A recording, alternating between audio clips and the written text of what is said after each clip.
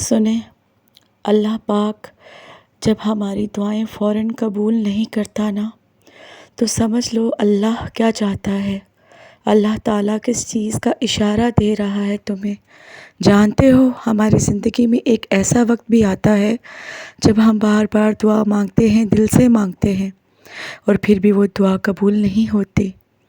ہم سوچنے لگتے ہیں کہ شاید ہمارے ساتھ ہی غلط ہو رہا ہے، یا اللہ ہم سے ناراض ہیں۔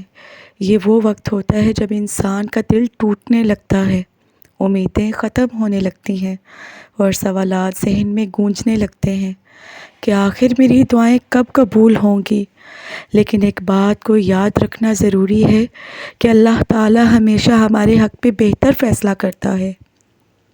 یہ سوچ کے ہمیں وہ نہیں ملا جو ہم چاہتے تھے، ہمیں فوراً مایوس کر دیتی ہے، لیکن ہمیں یہ دیکھنا ہوتا ہے کہ اللہ ہمیں اس سے کچھ بہتر دینے کا منصوبہ بنا رہا ہوتا ہے۔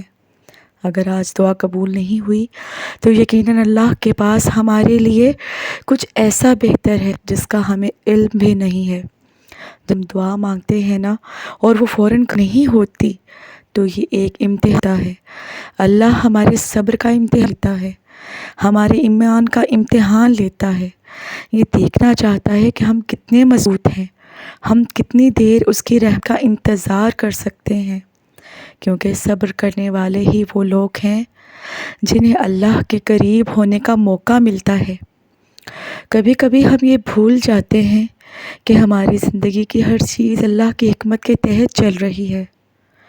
ہم صرف اپنے محدود نظر سے دیکھتے ہیں کہ آج کیا ہو رہا ہے، لیکن اللہ کل کا مالک ہے۔ جو دکھ آج ہمیں مل رہا ہے، ہو سکتا ہے وہی دکھ کل ہماری کامیابی کی وجہ بھی بنے۔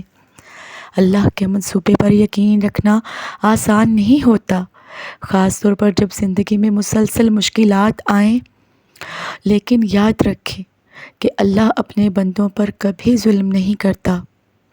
وہ ہمیں اتنی ہی مشکلات دیتا ہے جتنی ہم برداشت کر سکتے ہیں، اور جب وہ ہمیں مشکلات میں ڈالتا ہے نا، وہ ہمارے لیے راستے بھی نکالتا ہے۔ کبھی کبھی ہمیں وہ چیزیں نہیں ملتی جنہیں ہم چاہتے ہیں، کیونکہ اللہ جانتا ہے کہ وہ ہمارے لیے نقصان دہ ہیں۔ جب ہم کسی چیز کے لیے بے حد کوشش کرتے ہیں اور وہ نہیں ملتی ہمیں، تو ہمیں یہ ماننا چاہیے کہ اللہ بہتر جانتا ہے۔ وہ ہمیں ایسے مقام پر لے جانا چاہتا ہے جہاں ہم خود کو بہتر اور مضبوط محسوس کریں۔ زندگی کا یہ سفر ایک امتحان ہے، اور اس امتحان میں ہماری من پسند چیز نہیں ملتی، لیکن ہر ناکامی، ہر محرومی، ہر دعا جو قبول نہیں ہوتی نا، دراصل ہمارے لیے ایک سبق ہوتا ہے۔ اللہ ہمیں سکھاتا ہے کہ دنیا کی خواہشات ہمیشہ ہماری ضروریات نہیں ہوتی۔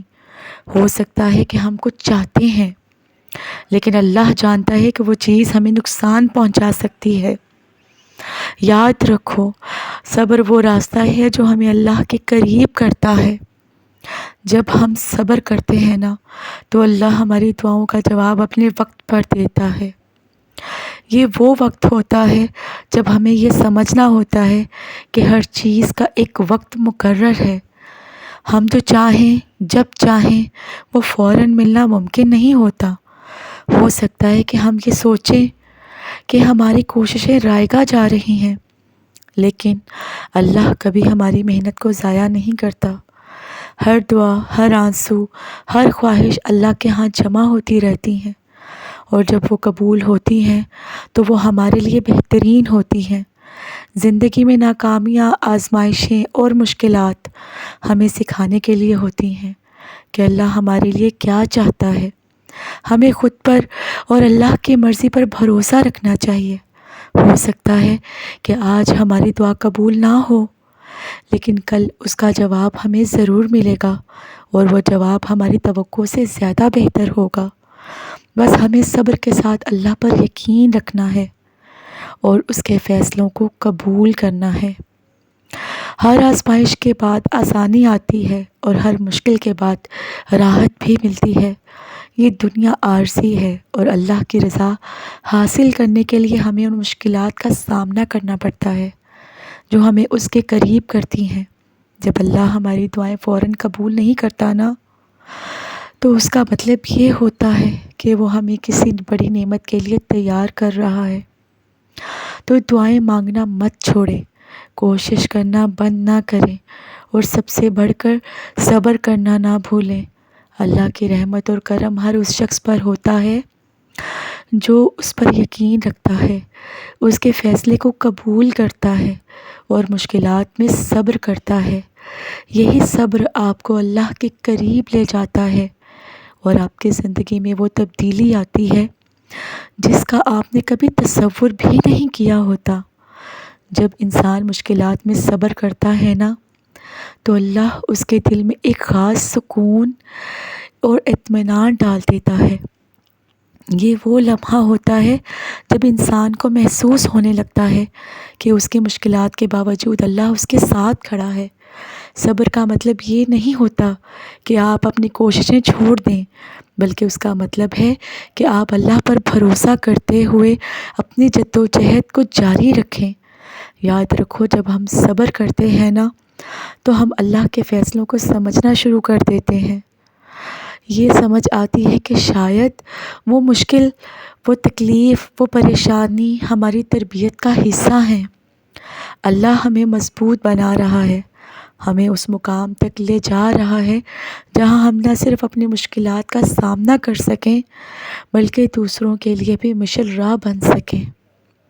اللہ تعالیٰ قرآن پاک میں فرماتا ہے، اللہ صبر کرنے والوں کے ساتھ ہے۔